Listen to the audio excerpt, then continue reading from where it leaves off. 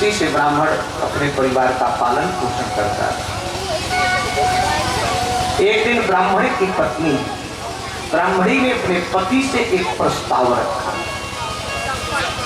क्या प्रस्ताव रखी कि घर में भगवान लाते, तो ठाकुर जी की सेवा पूजा हो तो बच्चों के ऊपर असर पड़े। देखो भाई, अपने घर का संस्कार बनाने के लिए पहले आपको संस्कारित होना पड़ेगा, और आप अपने जीवन को बिगाड़ लो और सोचो कि मेरे बच्चों का संस्कार सुधरे। कैसे सुधरे? जो बाप तम्बाकू खाएगा उसके लड़के तम्बाकू खाएंगे कि नहीं खाएंगे? मैंने देखा है महाराज, जिस पिता तम्बाकू खाता है उसके घर के सभी लड़के तम्बाकू खाने लगे। बाप शराब पिएगा तो लड़के के ऊपर भी असर आवे कि नहीं आवे? इसलिए अपने परिवार को संस्कार देने के लिए आप अपने संस्कार को सुधारें। ब्राह्मणी ने कहा कि घर में भगवान आएंगे तो भगवान का पूजा हो, भगवान की आरती हो, प्रसाद हो। मैंने वैष्णव के घर में, भक्तों के घर में देखा है, जिस घर में भगवान की आरती पूजन, उस घर के बच्चे आरती में खड़े होते। तो ब्राह्मण ने कहा ठीक है, हम भगवान ले आएंगे। एक दिन संजोग की बात कि ब्राह्मण घूमते घूमते बाजार पहुंचा। बाजार में एक लड़की साग बेच रही। एक लड़की क्या बेच रही थी? साग। साग बेचने वाली लड़की के पास में ब्राह्मण खड़ा हो गया और बड़े ध्यान से देखने लगा। क्या देखने लगा? कि उस लड़की के पास में एक बटखरा तोलने वाला एक बटखरा, अब उसी बटखरे से सबको तोलती है, कोई दूसरा बटखरा नहीं। आधा सेर मांगे तो उसी बटखरे से, 10 सेर मांगे तो उसी बटखरे से, पाव मांगे तो उसी बटखरे से। जब कोई ग्राहक कहता कि हमको आधा सेर दो, तो बटखरा आधा सेर के बराबर हो जाता। कोई कहता 10 सेर दो, तो बटखरा 10 सेर के बराबर हो जाता। कोई ग्राहक कहता एक पाव दे दो, तो पाव के बराबर बटखरा हो जाता।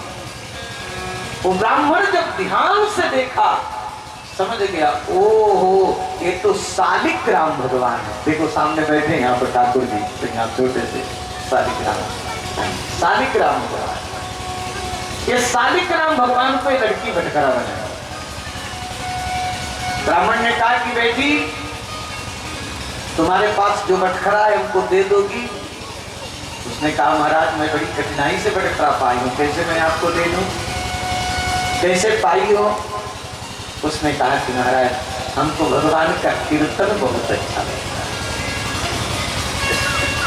मैं कभी कभी साग बेचने जाती और साग बेचते बेचते मैं कीर्तन में मस्त हो जाती, मुझको शरीर का भान नहीं रहता, तो लड़के मेरे बटखरे को चुरा लेते थे। जब बटखरे को चुरा लेते थे तो घर के आने पर मेरे भाई, मेरे माता पिता मुझको मारते, डांटते, रोज बटखरा खो आती है, कहां तक हम लोग तुमको बटखरा दें? एक दिन मैं गंगा के किनारे बैठ गई और गंगा के किनारे बैठ करके रोते रोते मैंने प्रभु से प्रार्थना किया कि हे सरकार, यहाँ तो कीर्तन का रस समाप्त कर दो, यहाँ तो कीर्तन का आनंद समाप्त कर दो, नहीं तो कोई ऐसा बटखरा दे दो जो बटखरा कभी खोए नहीं। ये बटखरा हमारी तरफ खिसकते हुए आया और आवाज आई कि बेटी इस बटखरे को ले लो, और बटखरा तुमको रखने की जरूरत नहीं, ये बटखरा कभी खोएगा नहीं। बड़ी कठिनाई से मैं बटखरा पाई हूँ महाराज, मैं कैसे आपको दे दूं? ब्राह्मण ने कहा कि बेटी जितना रुपया कहो मैं तुमको दे दूं, लेकिन बटखरा। उसने कहा कि महाराज जी क्या वृंदावन जाने का आप खर्च दे देंगे? मैं आज तक वृंदावन धाम नहीं गई, अगर वृंदावन जाने का खर्च दे दें तो मैं बटखरा आपको दे दूं, और वृंदावन चली जाऊं तो फिर कभी मैं वहां से लौटूं नहीं, वहीं पर मैं रह जाऊं। ब्राह्मण ने कहा कि बेटी वृंदावन जाने का खर्च कितना लगेगा? उसने कहा 300 रुपए लगे। 300 रुपए दे दें और आप बटखरे को नहीं। ब्राह्मण ने कहा ठीक है बेटी, कल मैं तुमको 300 रुपया दूंगा। उस समय 300 रुपए ब्राह्मण के लिए बड़ा कठिन था। पुरोहिती कर्म से जीविका चलाने वाला ब्राह्मण कहां से 300 रुपया पाए? ब्राह्मण बैठ करके सोच रहा था कि कैसे 300 रुपए मिले। तब तक ब्राह्मणी की पत्नी ने कहा, स्वामी आप दुखी क्यों, आप चिंतातुर क्यों हैं, क्या बात है, आप क्या सोच रहे हैं? ब्राह्मण ने कहा कि देवी कल मुझको 300 रुपए की जरूरत मेरे पास है नहीं, मैं यही सोच रहा हूं कि कहां से 300 रुपए की व्यवस्था हो। उसने कहा आप चिंता मत करिए, 300 रुपए की व्यवस्था मैं करूंगा। तुम कहां से करोगे, कहां से तुमको 300 रुपया मिलेगा? उसने कहा कि मेरे नाक में सोने की नथ है, इसको आप बेच दो। ब्राह्मण ने कहा कि देवी ये भी तो तुम्हारे मायके का है, तुम्हारे नैहर का। मैं गरीब ब्राह्मण, कभी तुमको कोई सोने का आभूषण भी तो बनवा न सका, यही तो तुम्हारी शोभा है, वो तुम दे रही हो। उसने कहा मेरी शोभा तो आप,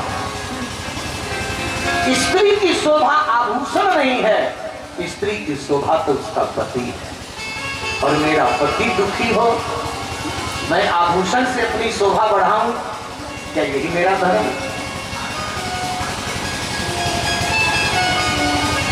ब्राह्मण कहा कि देवी तुम्हारी जैसी पत्नी को पाकर के मैं धन्य हो गया।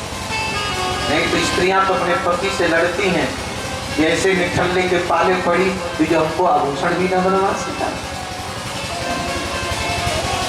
और आज तुम्हारे पास एक आभूषण हो, तुम दे रही हो। और ब्राह्मण अपनी पत्नी के नाक का नथ बेचा और 300 रुपया मिला, और 300 रुपया ले जा करके उस लड़की को दिया, और शालिग्राम भगवान जो बटखरा बने थे उनको लिया। ध्यान देना, इधर भगवान एक बालक का रूप बनाए और बालक बन करके ब्राह्मण के घर आ गए। माता जी माता जी माता जी माता जी। ब्राह्मणी बाहर निकली, बेटा तुम कौन, क्या बात है, ऐसे क्यों पुकार रहे हो? माता जी आपको संदेश देने आया। क्या? आपके घर में भगवान आ गए, अपने घर में पूजा की व्यवस्था कर लो, आपके घर में ठाकुर जी आ रहे हैं। अब ब्राह्मणी समझ गई कि मैंने अपने पति से कहा था वो सत्ता के भगवान लेकर के आ रहे हो। अब तो ब्राह्मणी घर में गोबर मिट्टी से चौथा लगाई, चौक पूरी बढ़िया, पंचामृत भोग, आरती, फूल, तुलसी की, चंदन, ये सब पूजा की पूरी तैयारी कर दी। तब तक ब्राह्मण आ गया।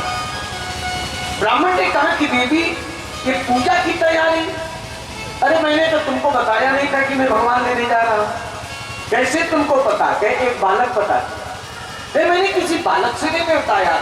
कोई बात नहीं, चलो भगवान की पूजा करें। ब्राह्मणी ने कहा पहले भगवान को दिखाओ आप। तो शालिग्राम भगवान काले काले गोल गोल दिखाए ब्राह्मण को। ब्राह्मणी ने कहा कि कैसा भगवान लाए, नहीं इनके पास हाथ, नहीं इनके पास पांव, नहीं इनके पास मुख, ये तो गोल गोल दिख रहे हैं, ये कैसे भगवान लाए? ब्राह्मण ने कहा कि देवी ये बड़े कमाली ठाकुर हैं, इनका कमाल तो मैंने अपनी आंखों से देखा है। ये शेर बन जाए, 10 शेर बन जाए, पाव बन जाए, इनकी पूजा तो करो। ब्राह्मण वेद मंत्र से, पंचामृत से भगवान का पूजन किया, चंदन लगाया, तुलसी चढ़ाया, फूल चढ़ाया, धूप नैवेद्य दिखाया, आरती किया, भोग लगाया और ब्राह्मण जब सो गया तो भगवान कहते अरे ब्राह्मण, मुझको जहां से लाए वहां पहुंचा दो, नहीं तो तेरा कल्याण नहीं होगा। मुझको जहां से लाए वहां से पहुंचा दो, नहीं तुम्हारा कल्याण नहीं होगा। ब्राह्मण देखा, कहा अच्छा आप बोल रहे हैं तो सुनिए प्रभु, मैं दृढ़ निश्चयी ब्राह्मण हूं, मैंने अपने कल्याण के लिए आपको लाया भी नहीं, आपका कल्याण करने के लिए लाया। आप साग की टोकरी में साग तोड़ते रहे, आपको अच्छा लगता रहा, और मैं वेद विधि से पूजा कर रहा हूं तो आपको ठीक नहीं लग रहा है, मैं लौटाने वाला नहीं। भगवान ने कहा ब्राह्मण